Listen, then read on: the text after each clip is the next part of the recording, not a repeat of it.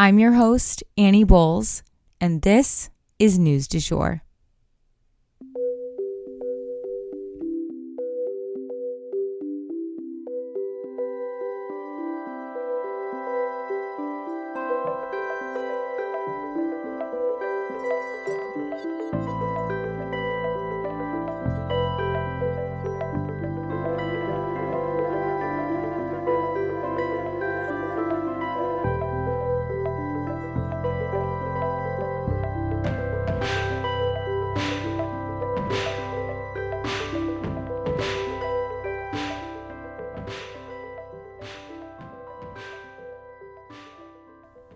Hey everyone, and welcome back to the News du Jour, a calmer space to consume the news. So when I say today is a light news day, I mean literally, guys, it's a very, very light news day. But we do have a couple important things to go over, so let's go ahead and jump into them. So first up, unfortunately, we have to talk about Oklahoma's war on drag queens. At a time when it seems like there would be enough legitimate problems in the world to deal with, Oklahoma's state government decides it needs to make some up. Under House Bill 2186, drag queens could be jailed for appearing in drag on public property or in front of a minor. Jail time could be as much as 2 years and could carry a fine of $20,000. I can't make this shit up, you guys. This is so offensive. Oklahoma is also looking at Senate Bill 129, which would ban gender confirming procedures for people under 26, House Bill 1011 that would seek to limit transgender healthcare options under the age of 21, and House Bill 2177, which would ban transition care and operations for anyone who is a minor.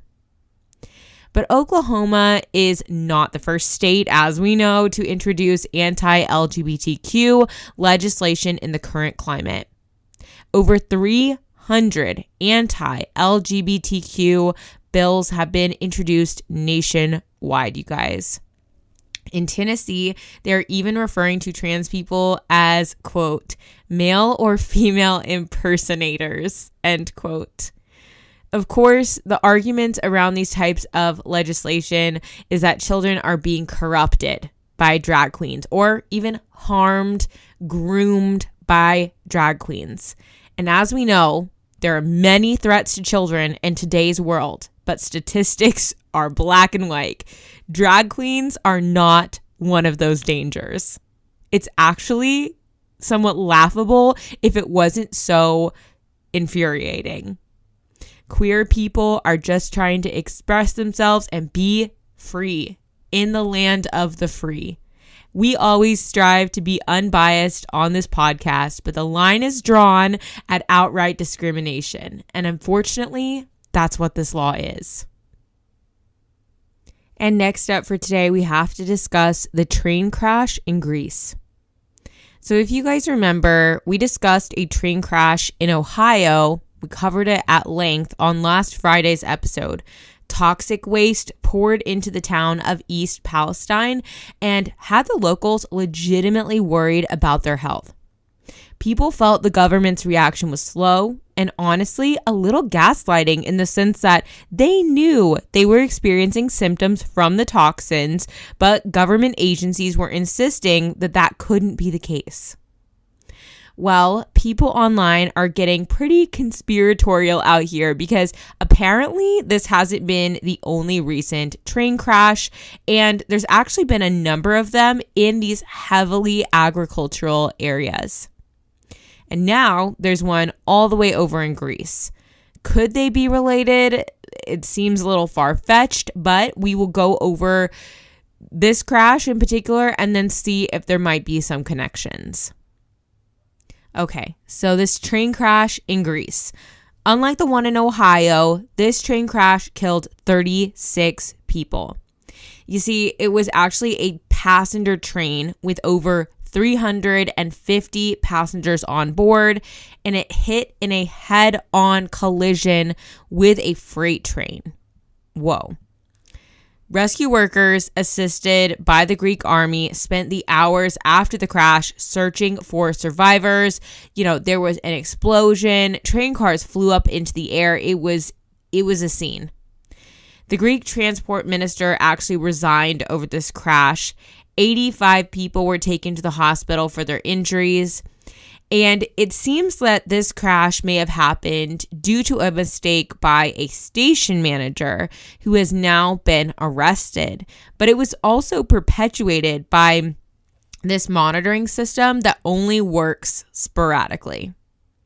You see, the monitoring system is designed to prevent these exact type of crashes. And yet, it was not working when this crash occurred. This is blamed on budget cuts that Greece has suffered since their 2009 financial crisis. Greece has actually long dealt with train-related issues. A study showed that in the span from 2010 to 2018, basically that time following the financial crisis, 137 people have died and 97 people have had critical injuries due to train accidents in the country of Greece. Now, if we're going down the conspiratorial rabbit hole, the train crashes happening here in the US seemed to be focused, from what I've heard on TikTok and other online sort of rabbit hole type sources, they seem to be focused on agricultural areas. And this train crash in Greece happened actually between the country's two biggest cities. Now, is there farmland in between those two biggest cities? Most likely, yeah. I mean, there's agricultural areas kind of outside of most cities, I would think. Somewhere in between there's probably some agriculture going on. But it doesn't seem to be as directly agricultural as some of the other areas here in the US who have had train crashes as of late. But if you guys want me to go down the rabbit hole and explain a bunch of the conspiracies and the other more minor train crashes that have happened here in the US, I'm happy to. That said, it is a little crazy that we're hearing about all these train crashes all at once. So just wanted to put that on all of y'all's radar. And that is the news du jour. Today, I wanted to leave you guys with the quote, "You don't find the strength finds you." If you enjoyed this episode, please subscribe on whatever podcast platform you use to listen. A rate and review or shout out on social media would mean the world to us and help us be able to keep creating the news du jour. But the best way to support all of our work is to become a patron at www.patreon.com/sugarfreemedia.